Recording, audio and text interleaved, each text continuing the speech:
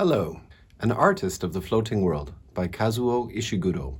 This is a book that is very enjoyable. I finished reading it last week. As soon as I put it down, I wasn't too satisfied. Since I have been thinking about what I would like to say for this video and thinking about the book and going back and remembering certain scenes, the book is really growing. I am appreciating it much more. What is this novel about? There is an old man. He is an artist. His name is Masuji Ono. He appears to be lost in the past. He has two daughters. One of them is married and she lives far away, so that she only comes to visit her father, I think, twice a year.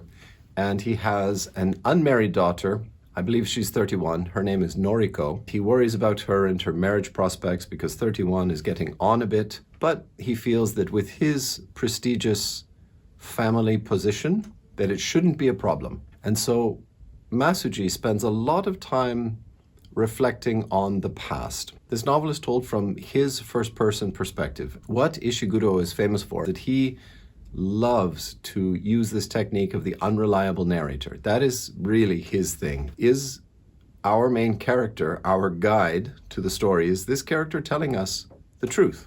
The majority of the time, he's not. Or it's not that he's lying. He's remembering his life in his manner, to the best of his ability, while thinking of himself as a good person, if you follow my meaning there. That he thinks he is a good artist, and he has lived a good life, and he has served his country, Japan.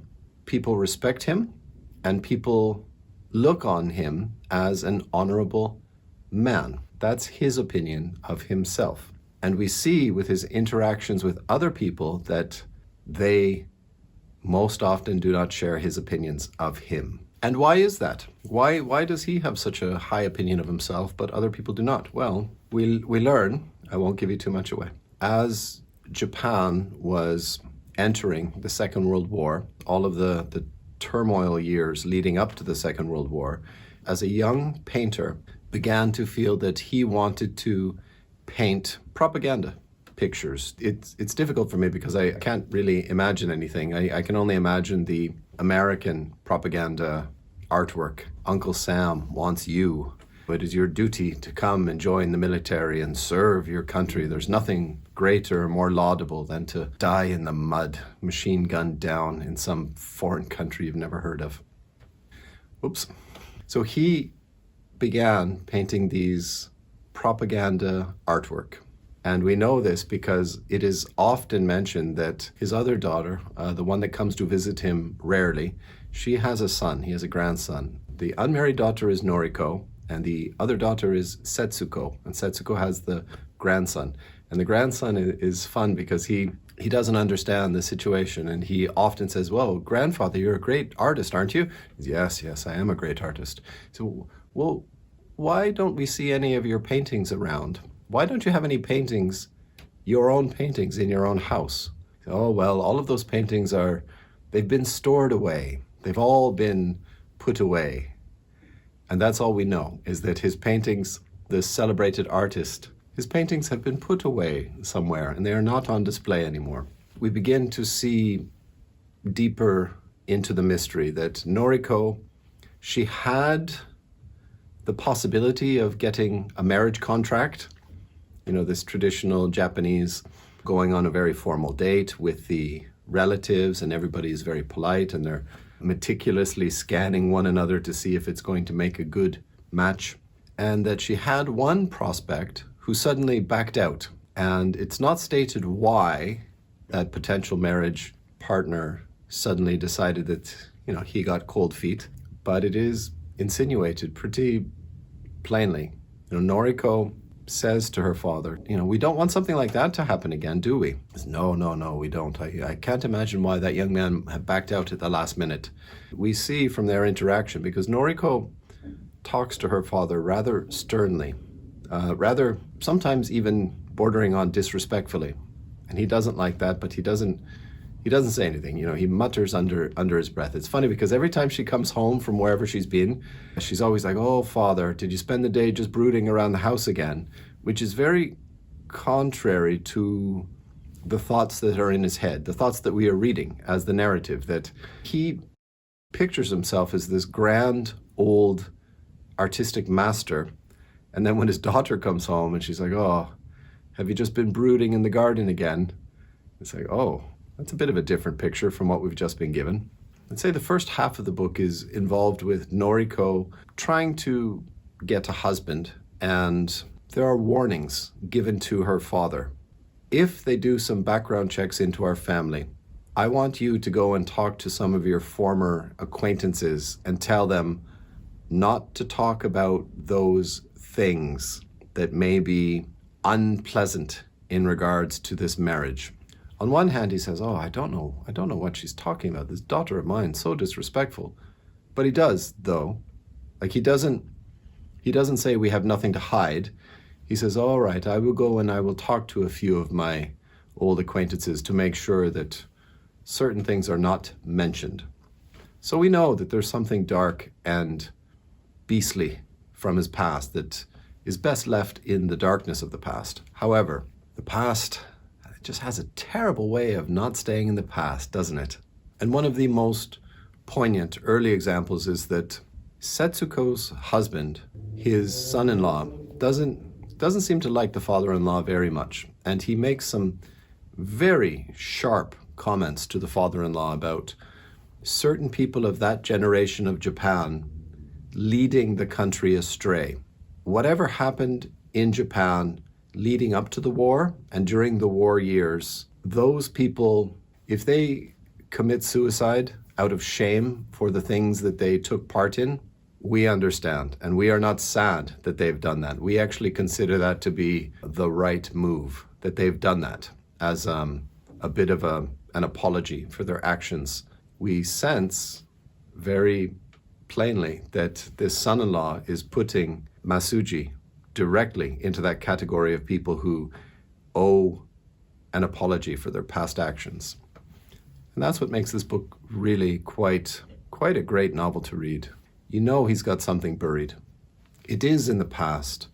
However, when the past is so traumatic, it will get dug up without too much digging. So I really enjoyed this book. I thought it was good. The only thing that subtracted of my enjoyment of the novel is that I don't know really what was happening in Japan. I don't really know what's happening in the world at any time ever. I don't even know what's happening in my own country today. But sometimes I have some vague notions about what is happening in the world.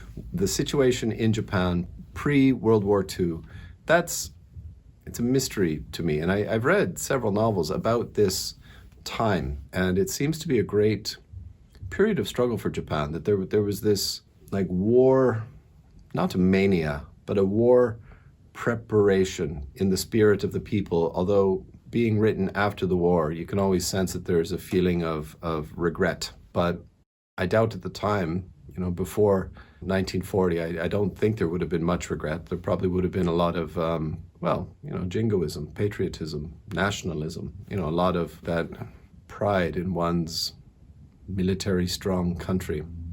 So that made it a little bit hard for me to understand, because that's not the image of Japan that I have in my head today. Although it wasn't such a long time ago, and it's not too far in the past that I think it is long forgotten.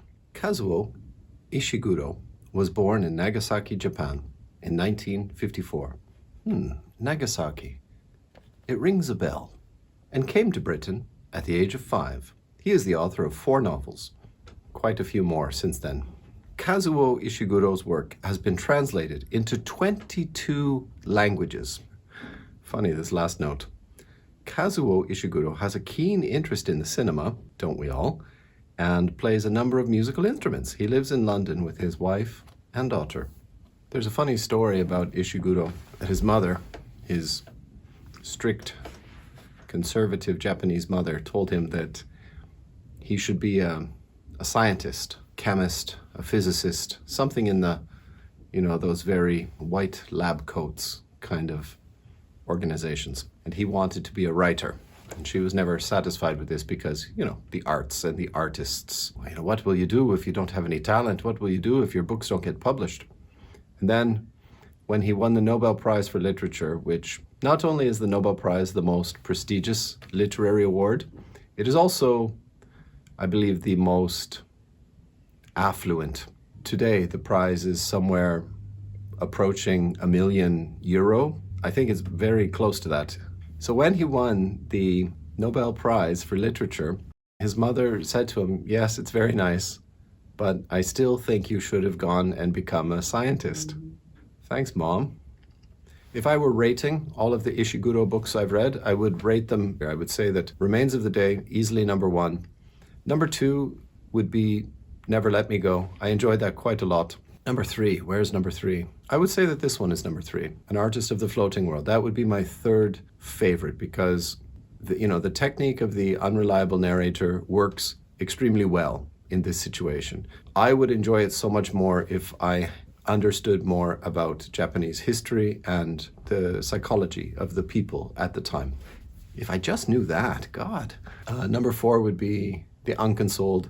The Unconsoled is just a little bit too ridiculous for like a 560-page novel. Like it is fun, and I remember it fondly. It's just that while I was reading it, it was deeply frustrating. And lastly, when we were giants, I just thought, you can't take the unreliable narrator so far that the reader just has no grasp of what is actually happening. How much of this is real, simply? And then what's the point? Am I going to read a 350-page novel and then oh yeah, 80% of it wasn't real and 20% of it was kind of real, but you've really got to put the pieces together. It's well, I'm not willing to do all of that puzzle work, for such a huge novel. I'll do some of it. I'll do this much. But when we were giants, that's the trouble with the unreliable narrator, is that the author understands what's happening and the author understands the layers of the duplicity,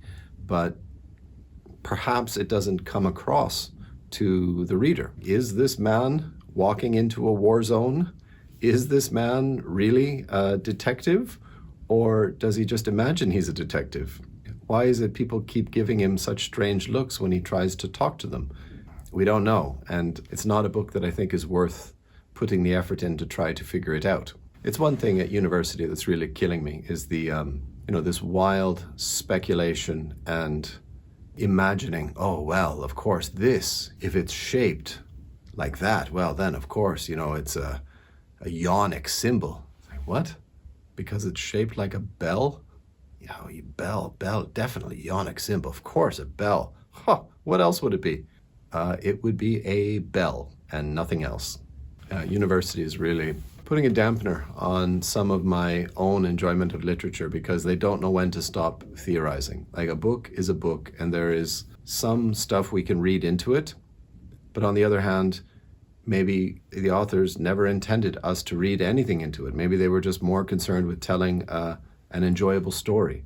And for us to read all of these, 12 disciples, of course. This one has a headache, so he's a Christ figure because the crown of thorns, headache, of course. No, he just has a headache. There's nothing about Christ in there. This is the university professor sickness in the English literature department. They just, syllable by syllable, they need to add their little fingerprints, which are daubed in bullshit. Look, the bullshit. There. I put my stamp on that. Book lottery. Thank you very much to the people who have recently joined my Patreon page. I hope you're enjoying it. Thank you to the people who are way back there in the beginning, helping me out, supporting me. Jack, Emma, Davud, Graham. Thank you. Thank you all. And to the new people as well. Who's new? Tamir and Deb and Asbooth. For $5 a month, you can get your name in here. And if your name is pulled, you will win the book that I am talking about, and I will mail you that book, and I will mail you my book, The Friend from Budapest by Grant Shipway, which has 3 of my short stories and my best poem, the best poem I've ever written. All of these stories have been published previously. I think they're good. People who have read my magazine, they like it. So yeah, good writing. You're one of those guys that reads a lot of books to write short stories like those. All right, whose name am I looking at? Tamir. Where do you live, Tamir? I hope not in New Zealand. Of course, thank you very much for supporting me if you are in New Zealand. It's just that, who's my supporter in New Zealand? Barry. What did I send? Oh, well, of course, I sent Barry the heaviest book I can find. So yeah, thank you, Tamir, for supporting me on Patreon. I will send you An Artist of the Floating World. I hope that's going to be interesting for you because I am sad to part with that book. I was searching for that book for years. I eventually had to order it. So that book hurts me a little, but you're supporting me on Patreon and rules are rules. I said I would send you the book, and that is what I'm going to do. You just need to write me your mailing address. I hope you will give Ishiguro a chance. If you just want to jump to the best, The Remains of the Day. I couldn't put it down. I remember reading it. I didn't even want to put it in my bag. I wanted to hold it in my hand because I wanted it there to just read a few more sentences at any moment because I just enjoyed reading The Remains of the Day so much. And the rest are good. Not so much When We Were Giants, but all the other ones, yeah, good literature, fun, and you've got to do a little bit of brain work to put the pieces together. Thank you very much for watching. Take care.